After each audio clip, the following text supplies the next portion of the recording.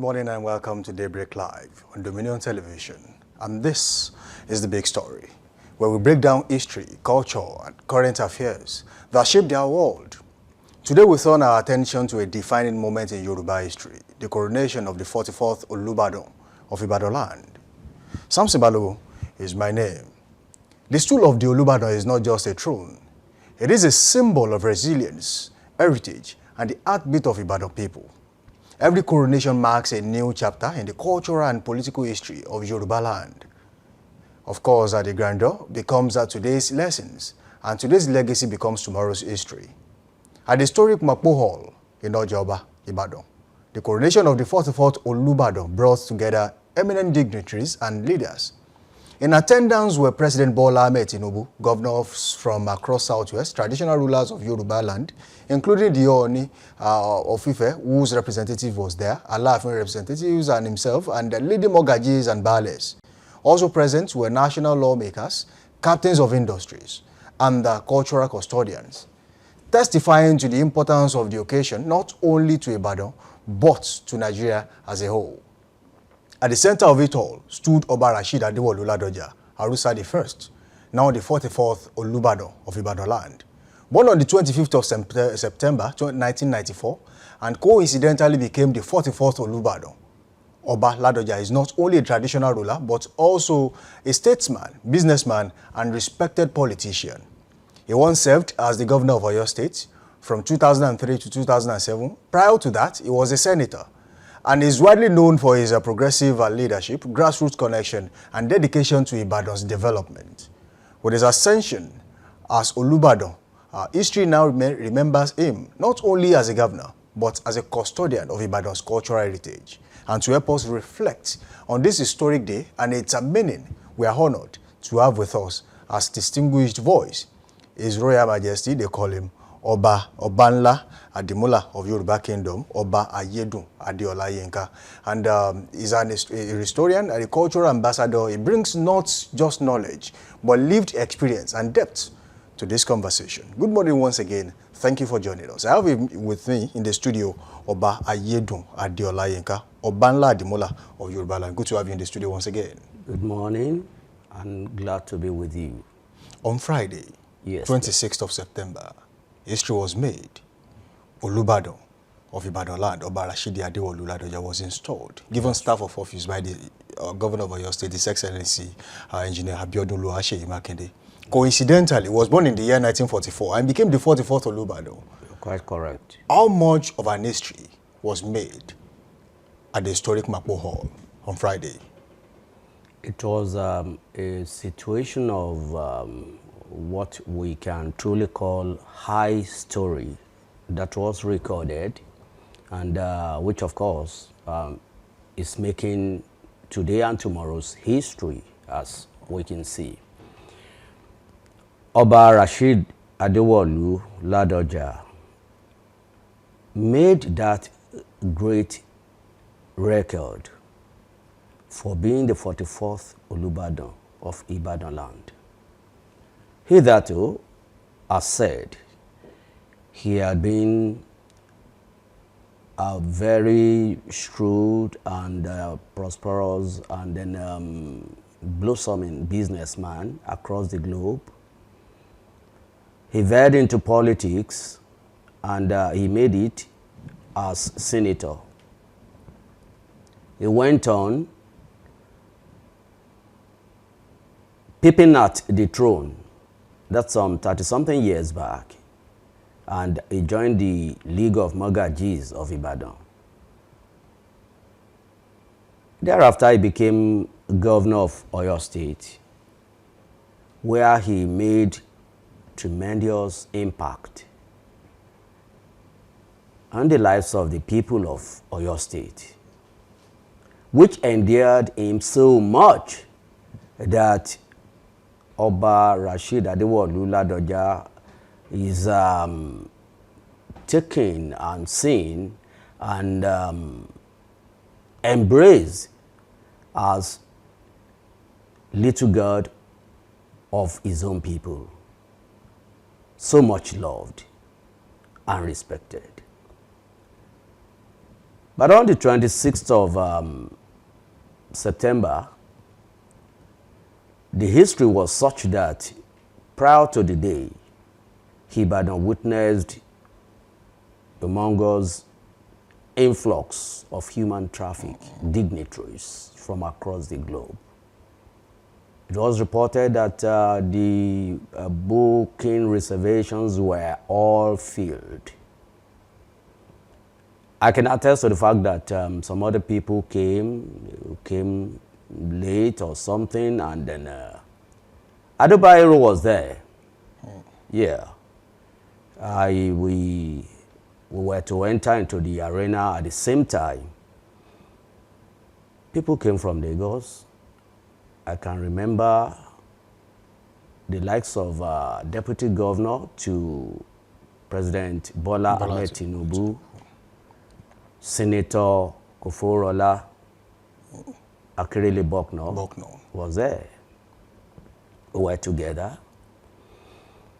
And when you now look at what actually happened, the coronation took a new dimension. Modernity came into it full-fledged, in the sense that the caliber of Oba Rashid Adewolu had been taken into the preparation for how the day will go, and that brought in a little bit of modernization to the coronation pattern, which hitherto had been. So, and to some of us, at least I can say I've witnessed probably 10 to 12 coronations in Ibadan land before. So, and I can see the great difference. When you talk about the difference, now, how much has the modernity brought into the coronation? Has it affected it or watered it down or made it greater than people would expect it to be? Actually, it has made it greater that the Ibadonians, that is sons and daughters of Ibadan, they cannot but chest out to say, oh, we are Ibadan people, can you see, you know, unlike Omawanio say syndrome, unlike Ibadan Lumo, like Boo, unlike Ibadan Kiniso. You know, I was discussing with Senator Koforola Bokno, and I was saying that Eko for show, Ibadan for the lead. So that you are coming to learn some few things here today. Although each you agree that, well, if you're to be in Lagos, this and that or something, I say, yes, that's true. But we are injecting a new dimension into the system. Would you say what we witnessed on Friday, the personality of the king, did it play a role in how great the event was? Oh, sure. That's the major factor. That is the major factor. Oba Rashid Adewolu is a force in the business sector. It's a force in the political game plan of Nigeria. And it's a force when you talk about tradition, because here is a man of grassroots living. He believes in his people, and his people believe in him so much. So all this put together cannot but, there were a lot of white people that you may not know, whether as business partners or as some of the friends of his businesses and all the rest that were there as well. And then when you now consider bringing together the likes of the Sultanate seat, Sultan was there, the Igbo people were there, all the Yoruba Obas, the paramount rulers from each states and cities, they were all there.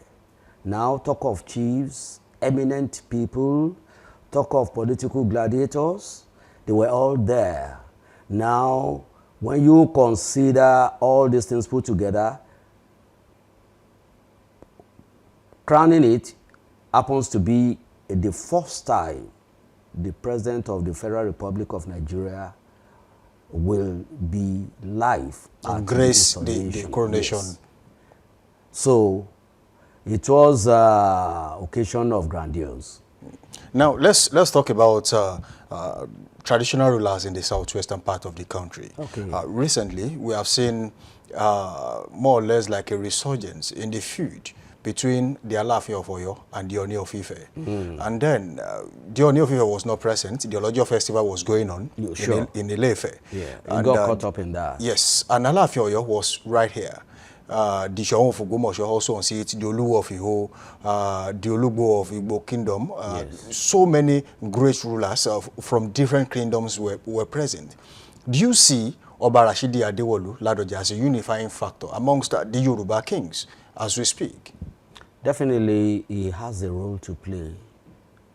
He's conscious of that, and he's been tapping at it to be a unifying factor as to this question of autonomy and supremacy within the Yoruba Obaship life.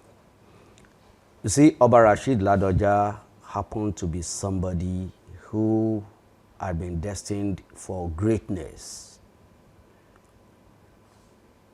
Simply is a very humble man, highly intelligent, and very principled. That's who Oba Rashid Adewolu Ladoja.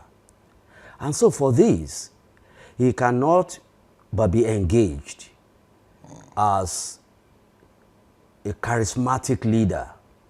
He is to be able to balance the scale of tilt between the royal brothers. All right, let me ask you this very quickly. After the coronation of the last Olubadan, the 43rd Olubadan of Ibadanland, there were insinuations that the usual rites were not performed. And on Friday, the new Olubadan of Ibadanland, Oba Rashidi Adewolu Ladoja, the Arusa the first, was seen at the Labosinde house, and after that he moved to the Osemeji temple, and then straight to the Maku Hall, all within the Ojaoba environment where the said rites were performed. Do you see, if you compare this and the last one, since Friday, no one has talked about rights. Does it mean it was done the right way compared to what was said the last time? It was done the right way. Oba Rashid Adewolu Ladoja was into Ikpebi, prior to coming out to go for the, what we call away, the Akoko leave from Labosinde house. And from there will be the concluding rite at the Osemeji shrine, the temple, which was done, which was observed, and from there, as a matter of fact, that is where the king is made. This presentation of staff of office and all that is just ceremonial. Political high-handedness. Forget it. You know, it's just part of the things that have been manipulated in the early days of the First Republic and all the rest of it, you know.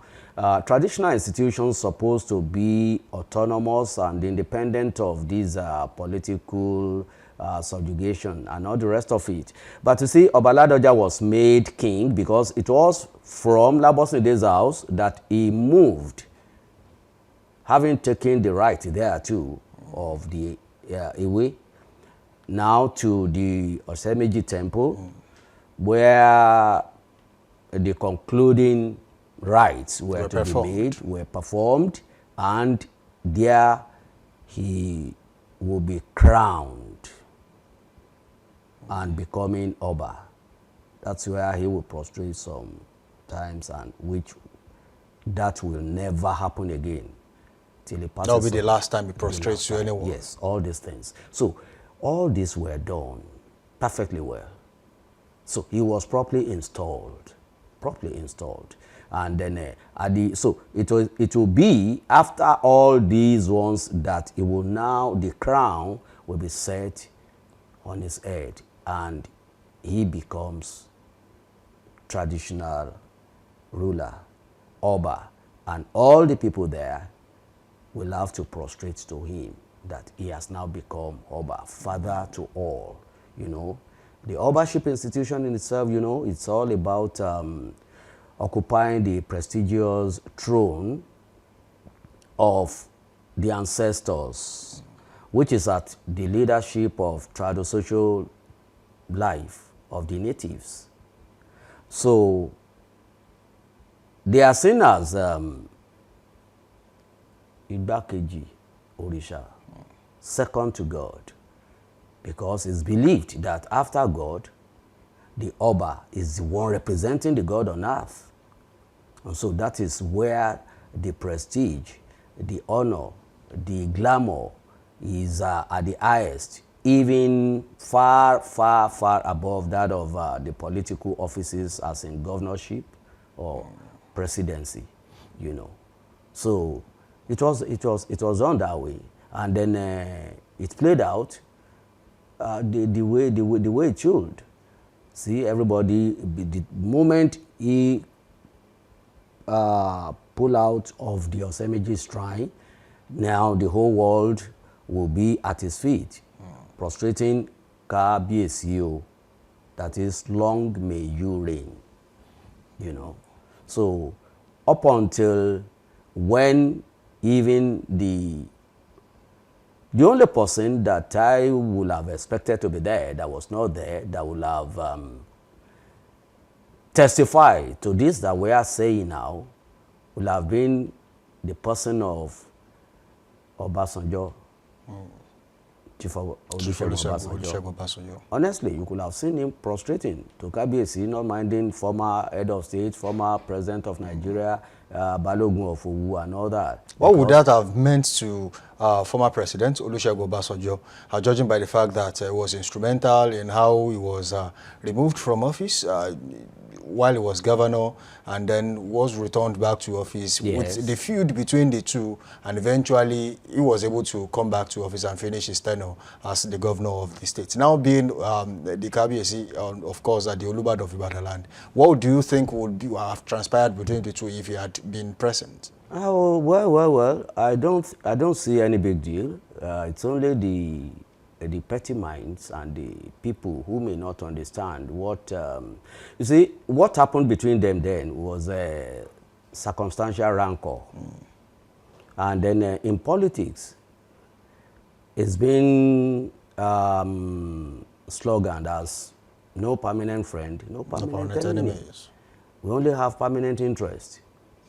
Before that time, they had been friends, and after it, and think of it, Oba Rashid Adewolu Ladoja himself is a man of simple life, objective in his approach to issues. You will have known it that, that happened in the political days. He's no longer active in politics. As he told me, even before he ascended the throne, while just before Oba Olakunle passes on. Okay, as at the time they were talking about he must go for the pre-Olubadanship crown. Otherwise, that they wouldn't ascend, more so that it had been passed into law and is already gazetted and all that. So, and we were discussing, I was discussing with him in his house that day, and he told me that I shouldn't bother my head, that what does it matter? That he's not keen, he's not desperate. He said, look, see him as governor of former governor of Oyo State. If by way of protocol that there is going to be any social or any function, the moment the sitting governor is recognized and honored, it is he himself, Oba Rashid Adewolu Ladoja, that will be recognized after as former governor of Oyo State. Not even CJ, not even deputy governor, not even commissioners. Before it comes to the Obas, the Obas will have been in the 14th figure reckoning, where that will be. So he said, so what's his headache? That if God destines him to be, that it will be. Then getting there is just for him to serve the interest of his people, as he had always been. He loved Ibadan people. He loves them so much. He is always thinking of how to improve the lives and then situation around the Ibadan people and Ibadan city. That had been his mindset, and he had been playing it. Give it to him. You see, while he was governor. Talking about interest. Yes. Kings are meant to liaise with the governments to get things done in their different communities. We saw something play out at the coronation.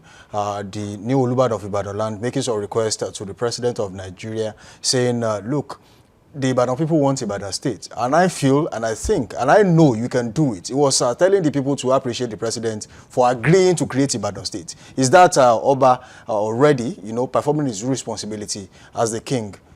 Yes, precisely. Oba Rashid Adewolu Ladoja, what in Ibadan dialect, jokingly will say, accent man, accent, Here he is always a man of action. He determined to serve his people, and he did not allow a second to slip by. That's what he did. When he was made governor, that time, after in his speech, he said he gave the Water Corporation people in Oyo State, I think 24 or 48 hours, within which water must flow, pipe-borne water must flow in Ibadan city. So that was it on Saturday or Friday? Anyway, lo and behold, before Monday, Sunday night, as to Monday morning, when Ladoja promised that he will be at the Water Corporation, if water will not flow, that all the people should just willingly resign and pack out of their employment. And there was water everywhere. And water flowed. Water flowed. You see, this was part of the things that endeared him so much to Ibadan people. Perhaps as a rich and comfortable man, which of course we all know, they don't spend money in heaven. So what will he do with the money? He's not out to embezzle money. He's a flourishing businessman, and then, so with that position, it's just to use it to the advantage of his people's welfare. And he did that perfectly well. Mark you, it is on record that when Nigeria became independent, the colonial masters, the roads like Ibadan, Oyo Road being the first third road then, and in the days of these colonial masters. Now our people took over, and then the First Republic, that is in the period of Awolowo, Zik, and Sadana of Sokoto, and the rest of them. Yeah, they constructed some roads and all that. During the military takeover, there was this military administrator, or military governor, if you like, Colonel David Medaeshe Jemi Benwon. Oh, he did wonders. After Awolowo, the politicians were booted out of office. Then when the military took over, Jemi Benwon improved a lot on what the First Republic political gladiators achieved, you know, as in Liberty Stadium, the WNTV, WNBS, the free education, they did that.